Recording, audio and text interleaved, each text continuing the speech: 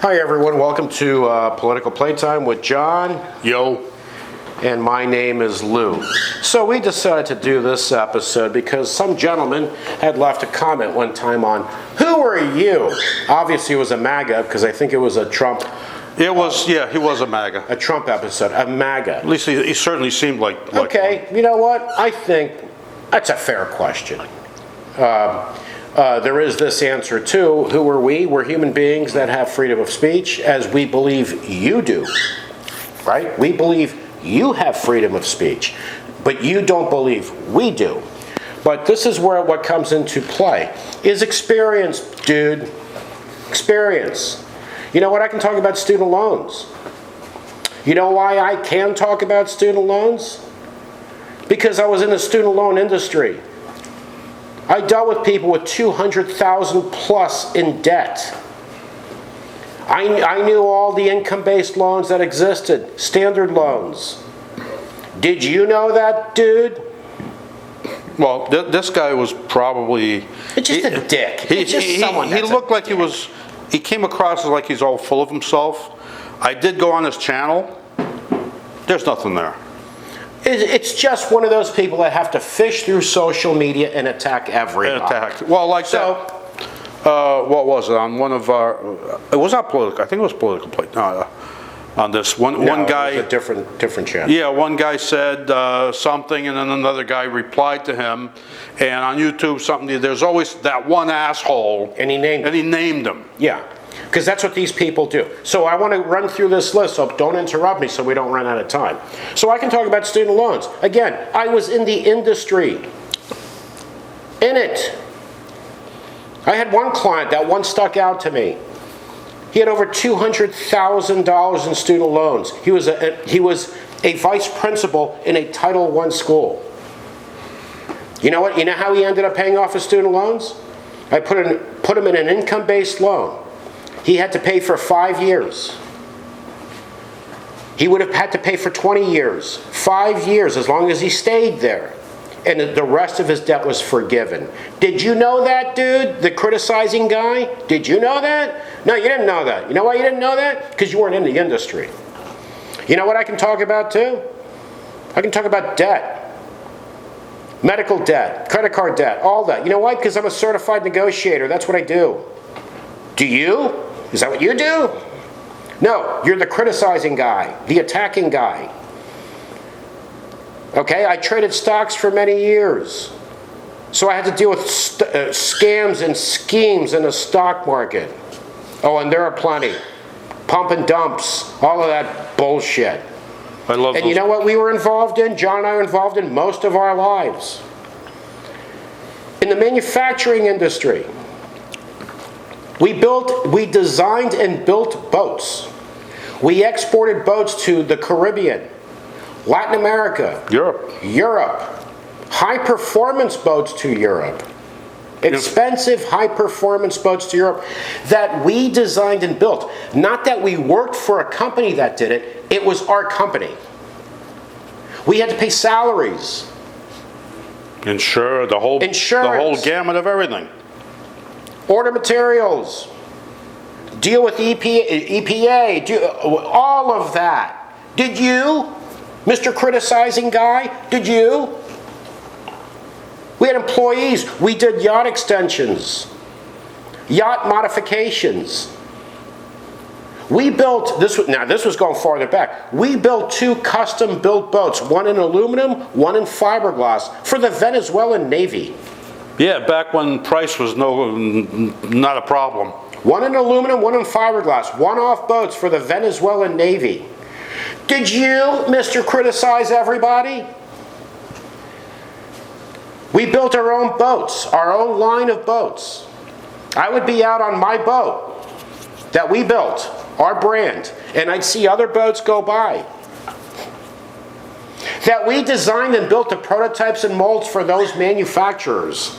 We also did prototypes and molds for other people. Okay, obviously you're not paying attention because I just said that. No, I'd be on my boat, right, and I would see other boats go by that we designed and built the prototypes and molds for that boat. Yeah. We designed that boat that I just saw go by and built the molds and prototypes for that manufacturer with a different name on it. Because they paid us to design and build boats for them. Because this is back when people were just pulling molds off of existing boats because they had So to no Mr. clue. Criticize guy, did you do that? Did you do any of that? Do you have a degree in naval architecture? You know what? Yeah. Or do you know how to design and build a boat or a yacht? Because we did yachts too. I think the biggest one we did was 63. It was 63. 63 footer. Designed and built a prototype and molds for a different manufacturer other than us. Paid us well. No, we did a couple of 63. We did a 53. And then the 50, we after stretched it. We built a prototype, the real boat in real size. It was 53 feet. And then they decided they want it longer, so we cut it diagonally, opened it up, and made it 63. That's a trade secret. Nobody ever did that. Yeah. Yacht extensions, where we took yachts, added fishing cockpits to motor yachts because they didn't have one. So now, We did a lot of Hatteras yachts. and Bertram's, Bertram's, yeah. Troy Bertram, Lee's. yeah. Did you do that, Mr. Criticize Everybody? I also had a business designing and building high-end furniture. I built and designed furniture that I didn't want in my house, but I did it for others. You know why I got out of that industry? Because it was one of the most horrible industries for them to pay you what they owe you. Oh, those guys. That industry is absolute shit. Well, you do still have some stuff here. I still have some pieces that I designed and built. Which but aren't bad looking. I got out of that business because when I have a furniture store, because typically what they do is I have my price and they double it. I had one furniture store was selling my products tripling the price. But for me to get paid, because they were on either 30, 60, or 90 days, or if they sold the product, they had to pay me. Exactly. It was like pulling teeth to get my money. Interior decorators don't want to pay. Show up in a brand new SL 550, loaded in jewelry. Made 200% off of my product, but then wouldn't pay me.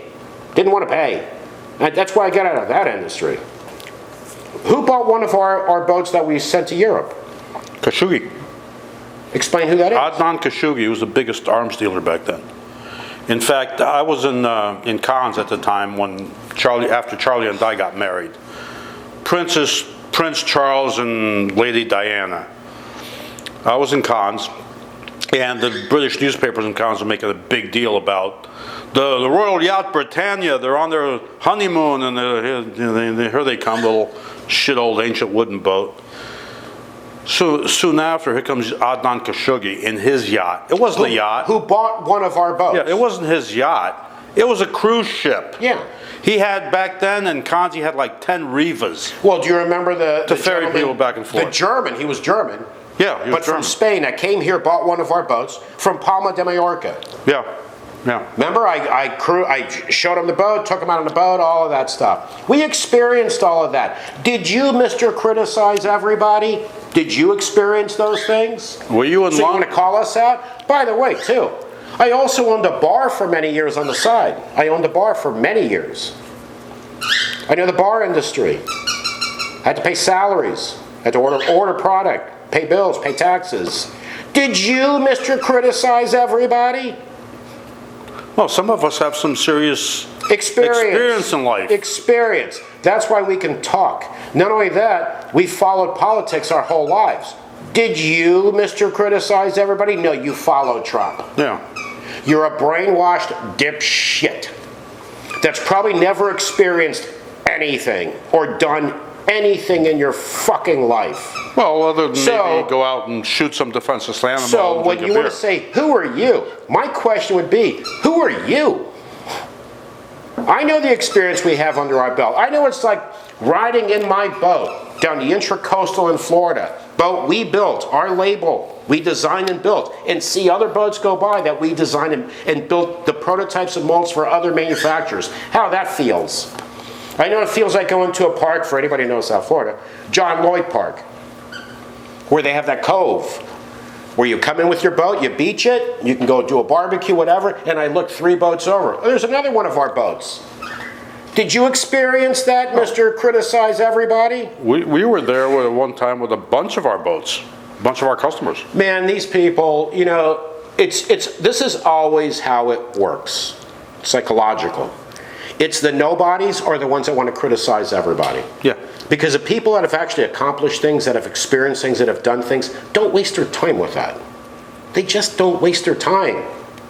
It's the zeros. It is the zeros. The dipshits that think they're so important, and then you sit them down and say to them, okay, explain to me why you are so important. What have you experienced? Exactly. Yeah. That's why you have the time to fish through social media, to give thumbs down to everything you see, leave negative comments anywhere you can, because you probably never ever leave a positive comment or a thumbs up to anything. Because you're a negative asshole that wants to feel good. Oh, I threw them a shot. I did this. It makes you feel important. No, you're an asshole. You're an asshole. A negative Nancy, as they say. Sorry, you're just an asshole. And I see these people all over the place. Oh, they're all over. I've seen people on Twitter that are hurting. They're sharing their experience. They just lost a parent, whatever. You'll see a bunch of people supportive. And then you'll have that one asshole that will leave a comment that you're beside yourself. It's not Twitter This person anymore. just lost a family member. 100 or 200 or 1,000 people saying, hey, sorry to hear that. So, Yeah, hope with you're some okay. support. And then there's that one asshole that's going to say something negative. There's always that one asshole. So this is for that asshole. That who are you? So you know what? From what we just said, and obviously it's condensed, because we can go on and on and on. Oh, shit. My question would be, if you were sitting here, who the fuck are you? Yeah, exactly. What the fuck have you experienced? Exactly. What have you done? How long have you followed politics, by the way, dipshit? He's probably some 23-year-old living in his mother's basement. Oh, you're going 23? Okay, maybe even younger. Older, yeah. Who's experienced and done nothing? It's probably never employed people like we have. Right. Exported products we designed and built. We designed and built, not buying and selling. Designing, building prototypes, molds, building the final product that has to work. Otherwise, it's not going to get sold. It's a boat, it's a vehicle, it has to actually work. And exporting around the world.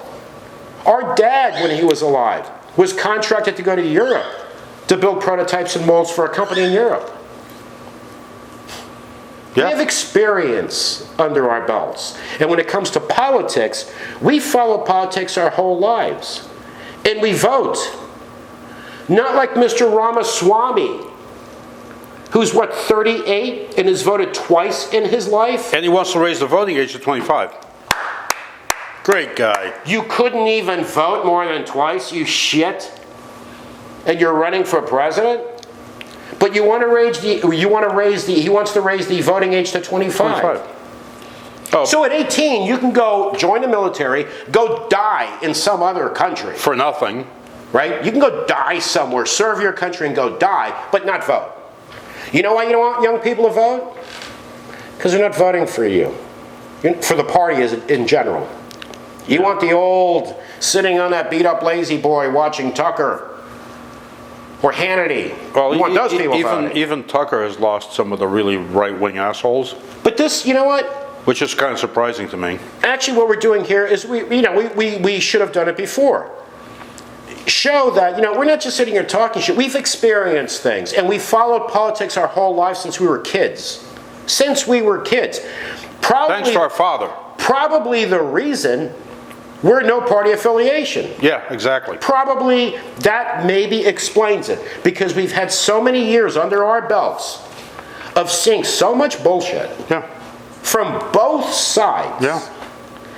And from third parties too. Oh, of course. I mean, it's... But we've had those years of experience of seeing so much bullshit that we both are like, okay, we're not going to be homers for this side or homers for that side. We're going to look at what makes sense. And vote for the right candidate. And that's And just we're the way going to it is. criticize what doesn't. Right. So even the bird agrees. And we've said this many times, right? We believe in freedom of speech, not just for us, but for those of you that we disagree with. Right. We believe you should have freedom of speech to say what you believe as well. The problem is this. You know you have freedom of speech. You believe you have freedom of speech, but if we say something you don't like, we shouldn't have freedom of speech. That's the way it's going these days. You're an idiot. Well, I'm a card-carrying member of... An idiot. I'm a card-carrying member of the ACLU. And of the NRA. You are also an NRA member. Exactly. And you're also an NRA member. Not because I agree with any of the crap that they have, but to maintain my credentials for training. Because I don't believe people should just pick up a gun and not get trained on anything. No, that's like getting in a car. Someone who's never driven, go, here's a car. Yeah. You don't even need a driver's license. Now go drive around. The good thing about the NRA, I would say probably the only good thing about the NRA is their training programs. That's about it. It's their training program. Don't doubt it. Other than the other shit, I don't agree with any of that. And what's his name? The guy that's headed, he can fucking die for now. He's lined his pockets. He's a piece He's of lined shit. his pockets. But you know what? How much time do we have left? No, we got time. Okay, so putting this out there is to who we are, and we give opinions. Our opinions. But our opinions are based on experience in life. But I didn't finish with the ACLU. They're starting to they're changing too. They're going woke. And that is really scary. And what the ACLU would do, they would defend even the most horrible people. Anybody. Because they're defending their civil rights. Exactly. Well, they agreed with them. What was it? Skokie, Illinois. Was it the Klan or the Nazis? One of those guys wanted to do a party. Exactly. And the city wouldn't let them. The ACLU got involved. Okay, you know what? I didn't mean to cut you off, but I'm getting this bird off a crack. He's a crackhead, and now, you know... Well, I thought he was on fentanyl. I think he's on a bunch of shit. Well, I see people sneaking in the back, and money changing hands with the bird, so I don't know what the hell's going on. But go ahead, I'm sorry, I didn't mean to cut you. But anyway, what was I talking about? ACLU, yeah, they're going woke. I don't know what the hell the problem, but like Skokie, Illinois, it was either the Nazis or the Klan or somebody wanted to do a big, because it was a big Jewish area, and the ACLU, they got hired. The ACLU took the case, they won the case. The march supposedly never happened anyway. But that's what they would do. They would, anybody. It's about the First Amendment and civil rights. That's what it was about. And people would be horrified. How can you defend these people? It doesn't mean they agreed with them, right? But they agreed that they had the right. It was their. Well, I don't know if it was them, but there was a saying. I may not like what you say, but I'll defend your right to say it. The right to say it. And this is how we feel. And that's changing. And this is the thing with MAGAs, which you MAGAs need to listen to this, if any of you are. We believe you have the right to believe what you want to believe and say what you want. But you don't believe if anybody says anything against Trump, they need to shut up. Really? How about you write that down on a dry erase board? Draw a line. What you believe and what really is freedom of speech. They don't match. No. Because you believe if you're not praising Trump, fuck you. And this is the freedom of speech issue. It's the American public is getting to the point where freedom of speech only for the ones I like, the ones I agree with. Everybody else should be shut. Well, look at what TikTok now. In the stupid debate, they all want to ban TikTok. Okay, well, TikTok, they're going to have a hard time doing it because the courts are not going to let them do it. But it's because, it's owned by the Chinese or whatever. But they don't want people to say anything. I mean, look at this. These politicians, they talked about this in debate too, about oil. They try to give people the impression that if we produce more oil, you're going to pay less at the pump. If I'm president, we're going to produce oil we don't even have. Exactly. And we're going to make it cheap. Even oil we don't even have. And you're going to benefit from this. This is reality, folks. You know how oil is priced? It's global market prices. The U.S. produces more oil. All Saudi Arabia or OPEC or all of them or Russia has to say is this: we're reducing production. I'll be back in a minute. We're reducing production. All they have to do is announce it. We can produce more, they produce less, you're not paying less. It's global market prices. That's how it works. For those that think, oh, the more oil the U.S. produces, the cheaper it's going to be for me at the pump. No, that's not how it works. Sorry to take a shit on your parade, but that's reality. If you don't believe that, look it up. Look it up. And it's all speculative too. If a seagull shits on an oil tanker, the price of oil is going to go up. That's how ridiculous it is. So you know what? Should we produce oil? Of course. Of course, so we're not importing. Because when you import, you're burning money, you're burning cash. That's why Europe is trying to go green. They don't have oil, they have to import it. But there's people here that are anti-green, anti-clean air. Because you know what? We don't want clean air. We want shit. We want to smell smog. We want to deregulate the regulations on emissions on automobiles because we'd like the good old days when you'd stand behind a car and the smell of the exhaust would kick your ass. Those were the good old days.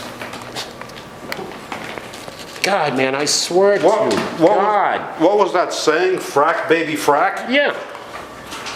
Because that's good for the environment. That's good for our country. Yeah. Right? Oh, it's great for our country. But this illusion of, oh, we need to produce more oil because look at the oil prices. The OPEC will take care of that. It's the market, the world market. It's global market prices. You're not buying American oil, American gas price. You're not paying a special price. You're paying the global market price. That's what you're paying. That's why when prices are high, American companies make a killing on profits. They don't say, well, we're an American company, so we make less because we want to sell oil to Americans. No. And if you don't believe that, do a little research. And what was that pipeline? Do a little research on What was that one. pipeline from Canada? Yeah. Anyway, all that was about Canadian shale oil going down to south, the Gulf of Mexico, to be shipped overseas. It was nothing but to make Canadian oil companies and whatever American oil companies are in there even more richer. Well, maybe some Americans are delusional, thinking that American oil companies are working to serve you. Yeah. They're working for profit. And meanwhile, the Native Americans that were fighting them were getting the fuck kicked out of them. Well, I think the Native Americans have already had to deal with a lot throughout history, right? They don't really matter. Yeah. And when oil companies come in, it's about them making money. Exactly. At any cost. So many of these companies, where they've abandoned an area, when they're done with it, leave it trashed. Yeah, exactly. Trash, because they're done. There's no more money to make here. Leave that area trashed. So here's. But you don't want regulations. No regulations. We're going to take off for a few minutes, and we'll come back. No, let's not come back. No, we'll come back in another video. In a different video. In a different video, and continue with this conversation. Yeah, or a different one. Or a different one, yeah. But this is why we want to do this. When that question is, who are you? That's who we are. So my question to that dipshit is, who are you? Yeah. A dipshit? Yeah, probably. All right, folks, from John and Lou, hey, please subscribe to our YouTube channel. Give us a thumbs up. If you're an independent, you should like us. If you're a homer for a different party, either party, you probably don't. But that's okay, too. I'll sleep well tonight. Yeah, we don't care. So take care, everyone. We'll talk to you again soon.